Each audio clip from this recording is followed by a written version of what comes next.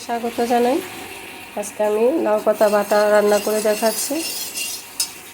তার জন্য আমি কয়েকটা লাউ পাতা ভালো করে ধুয়ে সেদ্ধ করে পেস্ট করে নিয়েছি, সঙ্গে দিয়ে দিয়েছি একটা কাঁচা লঙ্কা।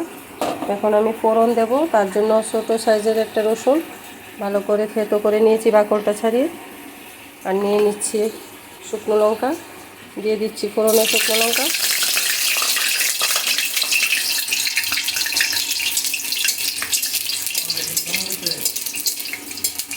দিয়ে দিচ্ছি রসুন থেতো,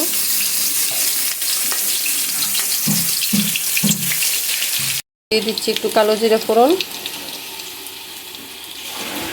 আর গন্ধটা খুব সুন্দর আসে কালো জিরে ফোড়নটা দেওয়ার পরে।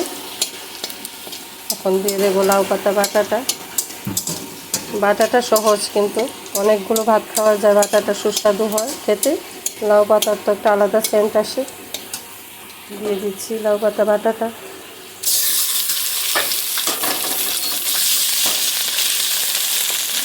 দিয়ে দিচ্ছি একটু চিনি বেশি দেবো না, সামান্য পরিমাণ। দিয়ে দেবো একটু হলুদ অল্প পরিমাণ দেবো। দিয়ে দেবো একটু নুন,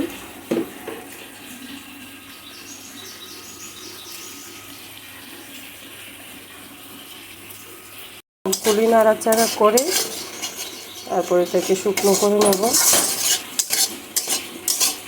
বেশি শুকনো হবে না, তাহলে এটা স্বাদ লাগবে না খেতে।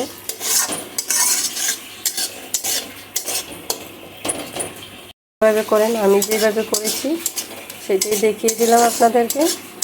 কমেন্ট করে জানাবেন কীরকম হয়েছে। যারা আমার চ্যানেলের নতুন বন্ধু, ওদেরকে সবাইকে বললাম আমার চ্যানেলটাকে সাবস্ক্রাইব করার জন্য। এটাকে মিডিয়ামে করে দিচ্ছি। কালারটাও খুব সুন্দর আসে, খেতেও খুব ভালো লাগে খেতে। মোটামুটি হয়েই আসছে, এই যে শুকনো হয়ে গেছে। আর অল্প পরিমাণ টানাবো, তারপর নামিয়ে নেব। এই যে বাটা কমপ্লিট আমার, কালারও সুন্দর হয়ে এসেছে। কড়াই থেকে পুরো খুন্তির মধ্যে লেগে যাচ্ছে, তার মানে আমার বাটাটা হয়ে গেছে। আজকের ভিডিওটা এখানে শেষ করি। সবার কাছে একটাই কথা বলা, আমার চ্যানেলটাকে প্লিজ সাবস্ক্রাইব করে দেবেন, পুরো ভিডিওটা দেখবেন।